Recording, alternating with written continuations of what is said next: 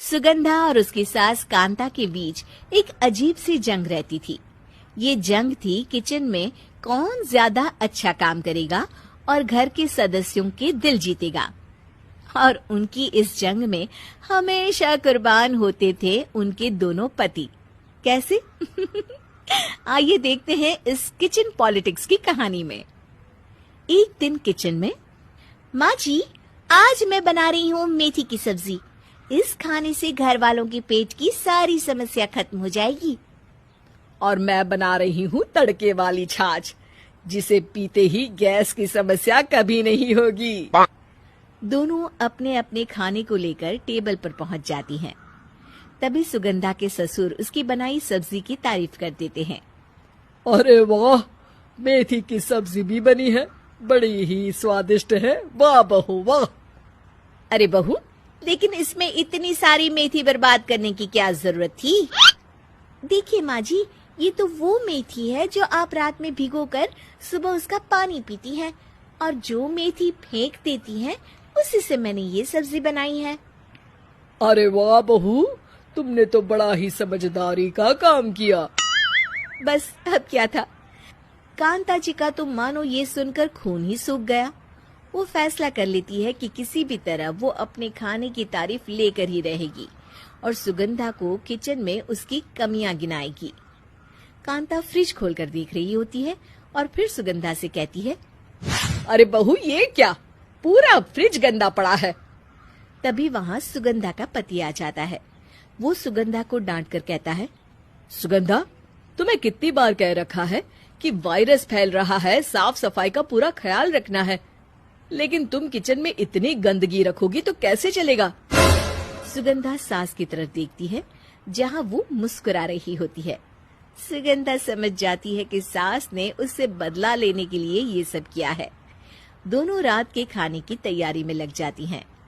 दोनों ना एक दूसरे की तरफ देखती हैं और ना ही एक दूसरे से बातें करती हैं। रात को खाने की टेबल पर एक एक कर दोनों कई तरह के अलग अलग व्यंजन टेबल पर लगा देती हैं और अपने अपने पति के पास जाकर खड़ी हो जाती हैं। अरे खाइए जी खाइए, मैंने बड़ी मेहनत से बनाया है। प्लेट में वो खाना डालती हैं। सुगंधा भी दोनों की प्लेट में खाना डालते हुए कहती है, बड़ी ही मेहनत लगी है इस खाने को बनाने में। हाँ, दोनों को ना चाहते हुए भी सारा खाना खाना पड़ता है। कहीं दही तो कहीं मलाई तो कहीं मसाला। और इन सब के बाद दोनों बड़ी ही मुश्किल से अपने कमरे में सोने जाते हैं।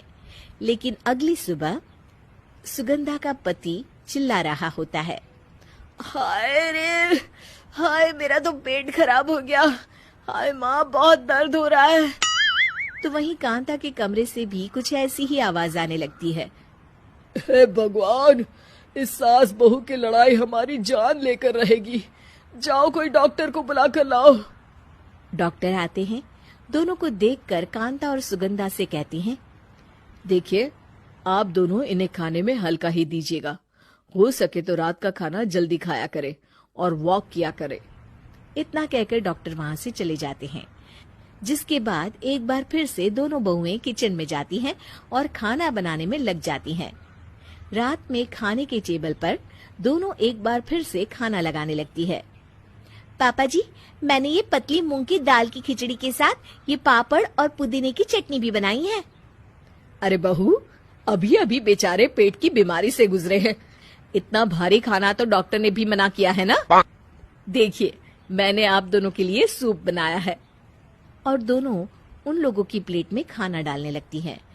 तभी दोनों एक साथ बोल पड़ते हैं, बस करो, हमें माफ करो।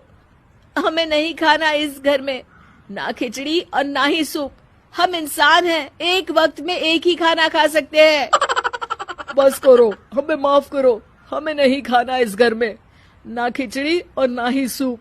हम इंसान हैं, एक वक्त में एक ही खाना खा सकते हैं। इतना कहकर वो दोनों वहां से चले जाते हैं। कहानी का अंत। आप लोग उम्मीद कर रहे होंगे कि अंत में सब ठीक हो जाएगा। नहीं जनाब, अगर सास बहू के बीच सब ठीक हो जाए तो आप ये सीरीज देखे ही क्यों?